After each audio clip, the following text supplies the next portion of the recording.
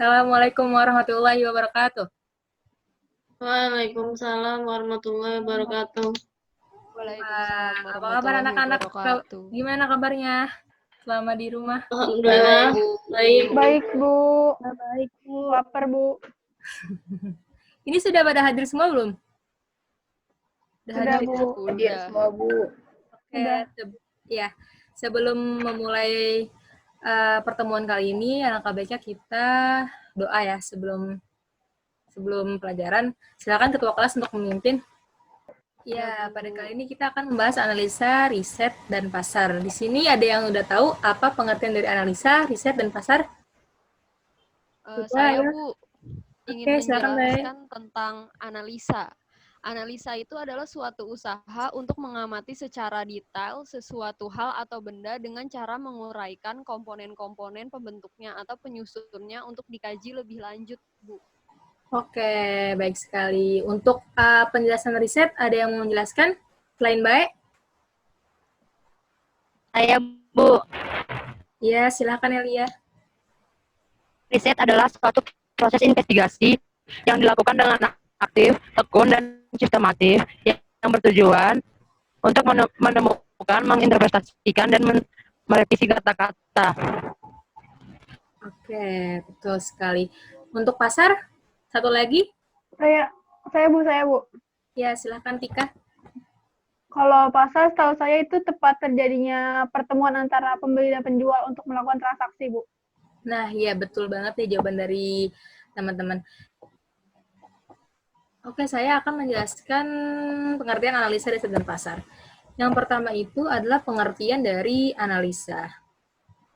Analisa adalah suatu kegiatan untuk mencermati dan mengamati secara terperinci suatu objek dengan cara menguraikan unsur-unsur pembentuknya atau penyusunnya untuk dikaji lebih lanjut. Di sini suatu objek adalah produk dan data calon pelanggan berupa perilaku, keinginan, dan yang lainnya yang berhubungan dengan produk dan layanan. Nah, untuk pengertian riset sendiri itu adalah proses investigasi yang dilakukan secara aktif, teliti, tekun, dan sistematis, bertujuan untuk menemukan, menginterpretasikan, atau menafsirkan dan merevisi atau menelaah yang baik dan yang buruk.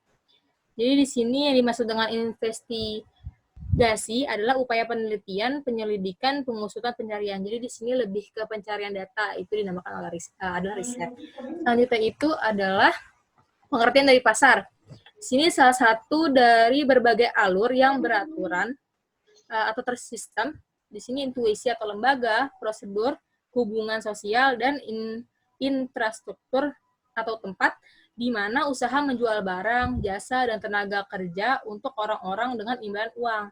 Sini barang dan jasa yang dijual itu menggunakan alat pembayar yang sah, seperti uang, kartu kredit, debit bank, dan PayPal.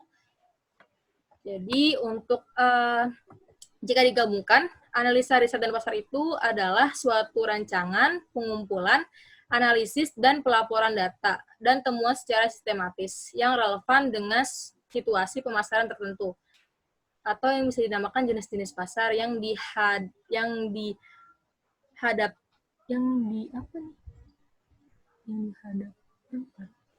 dihadapkan oleh para pemasar atau perusahaan dengan menyajikan data hasil riset dengan maksud untuk dasar pengambilan keputusan pemasaran.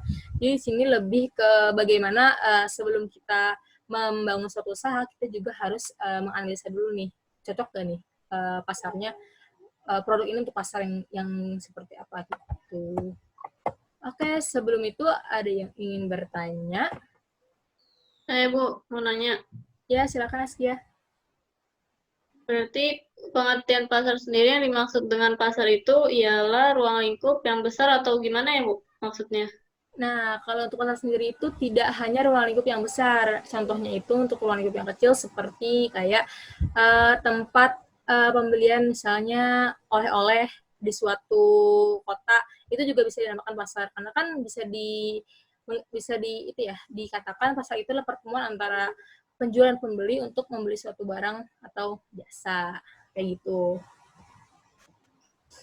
Jelas nggak sih? Berarti untuk e-commerce dan pedagang di pinggir jalan harus melakukan riset pasar juga nggak, Bu?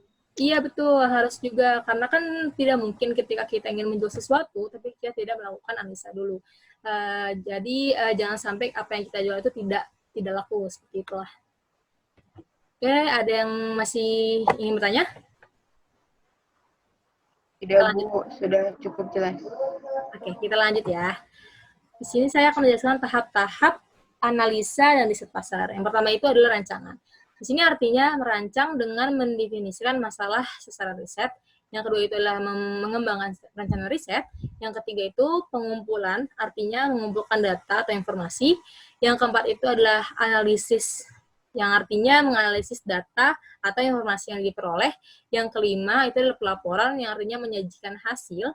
Dan riset pasar, temuan-temuan dari hasil riset pasar, dan yang terakhir itu adalah informasi dari hasil laporan sebagai dasar untuk mengambil keputusan. Nah, untuk sampai saat ini ada yang ingin bertanya lagi sebelum masuk ke contoh? Saya, Bu, ingin bertanya. Iya, silakan Ana. Tadi disebutkan pada poin 1, rancangan artinya merancang dengan mendefinisikan masalah dan sasaran riset, dan poin kedua mengembangkan rencana riset. Itu maksudnya bagaimana ya, Bu? Nah, oke, bagus nih pertanyaannya. Untuk rancangan yang artinya kan merancang ya. Di sini kita harus poin pertama untuk melakukan riset itu mendefinisikan maksudnya apa yang dibutuhkan di daerah ini, apa yang dibutuhkan di kota ini, atau mungkin apa yang dibutuhkan di masyarakat yang seperti ini. Lebih kayak gitu. Kita meneliti masalah apa yang dibutuhkan. Yang kedua itu mengembangkan rencana riset. Dari masalah yang udah kita temuin, kita mengembangkan nih dengan misalnya di suatu daerah itu perlu karena mungkin panas, kita perlu yang es penyegar. Dan di situ kita mengembangkan riset kayak apa sih yang cocok untuk daerah yang panas seperti ini. Lebih yang kayak gitu sih. Mengembangkan ilmu lah. Cukup jelas nggak, Anak? Oh, seperti itu ya, Bu. Iya. Jelas, Bu. Makasih ya, Bu. Iya, sama-sama. Ada yang ingin bertanya lagi? Lanjut ya. Selanjutnya itu ada contoh hasil analisa dan riset pasar. Di sini Ibu memberikan contoh tentang pasar keripik tempe sagu Satefa. Jadi keripik tempe sagu Satefa itu adalah salah satu oleh-oleh khas dari Yogyakarta. Di sini yang riset itu ada jenis kelamin, ada rentang usia, ada tipe pekerjaan, rentang pendapatan, hobi, karakteristik penting lainnya, dan keuntungan atau manfaat yang didapatkan jika customer ini membeli produk keripik tempe sagu. Jadi di sini lebih kita menganalisis gitu, bagaimana sih rentang usia yang keberapa, atau mungkin tipe pekerjaan apa yang bakal membeli keripik tempe sagu Satefa, dan kayak karakteristik orang yang seperti apa yang bisa membeli dan memakan keripik tempe sagu Satefa. Seperti itu untuk contoh. Ada yang ingin bertanya atau sudah cukup jelas? Jelas berarti ya? Oke, selanjutnya itu ada speaking.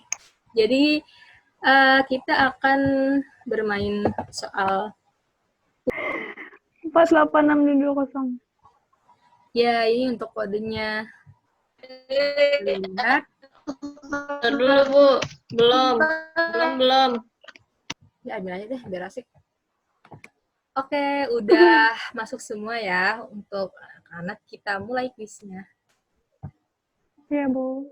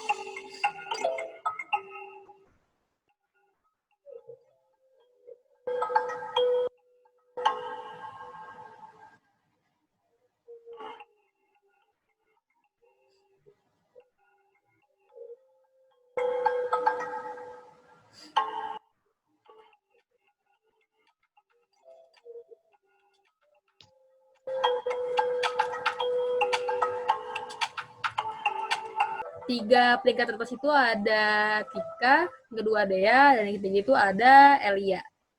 Oke, yang next pertemuan lebih baik lagi ya. Oke, pertemuan kita sampai saat ini aja. Untuk kesimpulan, ada yang ingin menyimpulkan? Silakan. Saya Bu. Ya, silakan Dea. Nah, jadi analisa riset pasar adalah suatu rancangan pengumpulan, analisis, dan pelaporan data dan temuan secara sistematis yang relevan dengan situasi pemasaran tertentu yang dihadapi oleh para pemasar atau perusahaan dengan menyajikan data hasil riset dengan maksud untuk dasar pengambilan keputusan pasarnya. Nah, pasar itu tidak hanya di lingkup yang besar seperti pasar Tanah Abang, akan tetapi juga pasar dengan lingkup yang kecil seperti toko di pinggir jalan, yang tentunya tetap harus melakukan riset pasar terlebih dahulu, gitu, Bu. Oke, baik sekali Dea. Itu ya udah disimpulkan oleh Dea. Selanjutnya, sebelum kita tutup pembelajaran kali ini, ada tugas untuk kalian. Bisa screen ya. Oke, ini dia bisa dicek ya untuk Google Classroom-nya untuk kelas analisa dan riset pasar. Di sini sudah ada untuk format tugas dan juga ada materi pembelajaran pada hari ini. Bisa dimengerti ya. Untuk deadline-nya itu 1 minggu dari sekarang, yaitu tanggal 9 Juli 2020 pukul 00 ya anak-anak. Yang sampai telat. Baik, Bu. Ya. Oke. Ya, Bu. Ya, sekian pembelajaran kali ini. Semoga dapat bermanfaat dan bisa dipahami. Kurang lebihnya mohon maaf. Wassalamualaikum warahmatullahi wabarakatuh. Waalaikumsalam warahmatullahi wabarakatuh. Asih, Bu. Iya. Masih, Bu. Terima kasih, Bu.